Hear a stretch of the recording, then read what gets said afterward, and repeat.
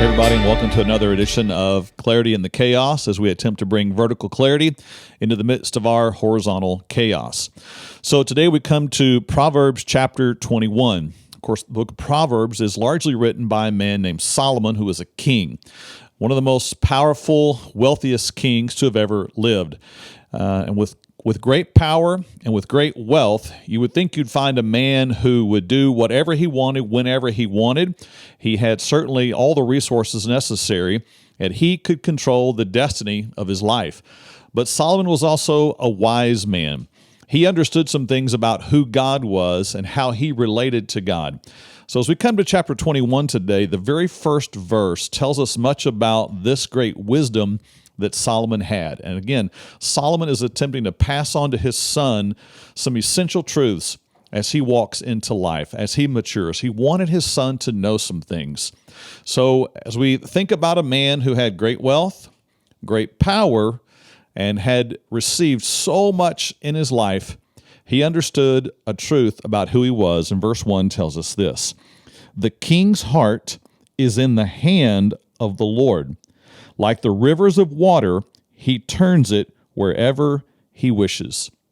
Solomon understood that his life was in God's hands. He understood that God is the one who lifts up and brings down. God is the one who directs. God is the one who corrects. And he recognized that his life was not random. It was not some series of chaotic events. His life was not in his own hands. For if we think life is in our own hands, then we get to a place where we're filled with some frustrations from time to time. We're filled with some anxiety from time to time. We might think, hey, I'm on top of the world, and then all of a sudden the world's on top of me. If I think life is in my hands, it puts me in a bad place. I end up frustrated. If I think my life is controlled by others, then it really introduces some anxiety and stress into my life. I all of a sudden feel that I'm a slave to others. And Solomon recognized that none of these things were true. Life was not a product of random chance. Life was not a product of his own choices. Life was not a product of others' choices for him, but life was in God's hand. He understood his life was in God's hand, and he rested in that. He found peace in that. Whether he was walking in prosperity and wealth or if he was walking in struggle, he understood that his life was in God's hands. So he gave a picture to his son to help him understand this. He says in the second part of the verse, he says, "Like the rivers of water, he, God, turns it, or his life, wherever he wishes." Now, the word here for rivers is critical for us. You and I read the word river, and we have in mind a certain picture of what that means. We think of water rushing through a mighty river like the Mississippi River, or Tennessee River, or smaller rivers like the Trinity River here in our metroplex. And we think about how water and the force of water cuts that path, and we think that when we think river. But the word here for river is a word that means channel, one that has been engineered by man for the purpose of providing irrigation.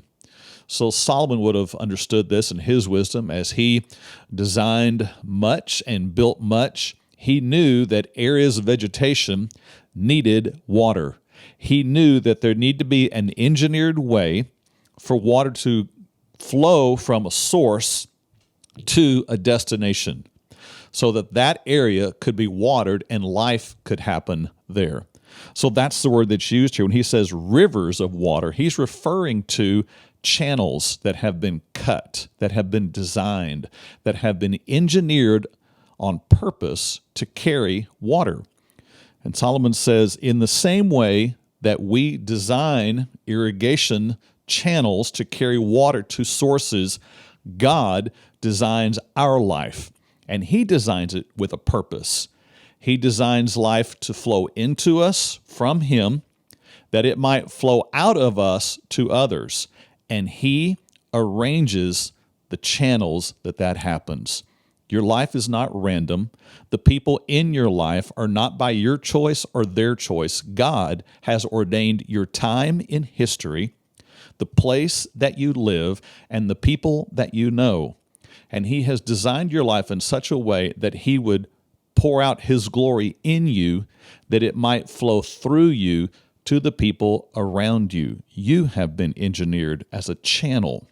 And so when He pours great glory into you, whether it be in the form of forgiveness, if forgiveness is rich and meaningful and life-giving to you, God has given it to you, shown it to you, so that it might flow out of you to others. If it's His grace or His mercy that is rich to you, He has given it to you so that it might flow through you to others. He has designed the relationships. He has designed your life that you might be a channel in which He flows through to others, from the source to the destination. We come to the New Testament, and Jesus talked about something very similar. He said, the ones who believe in me, He said, out of their innermost being, from deep within their soul, will come rivers of living water, welling up within them and flowing out to others. And so Jesus understood the same truth and said, this will be the mark of those who follow me. They will have life within them, and they'll have life flowing from them. So today, as we watch the events of our life unfold, I know at times it may feel like you are out of control, like events are happening to you and you're not able to make events happen. But remember this today. Your life is in God's hand. Solomon understood it, and we're called to understand this. He moves the channel as He wishes. He cuts the path that it will go according to His plan and according to His hand, that the life that flows into you might flow through you to someone else. Let that give you hope today. Let that give you some peace today.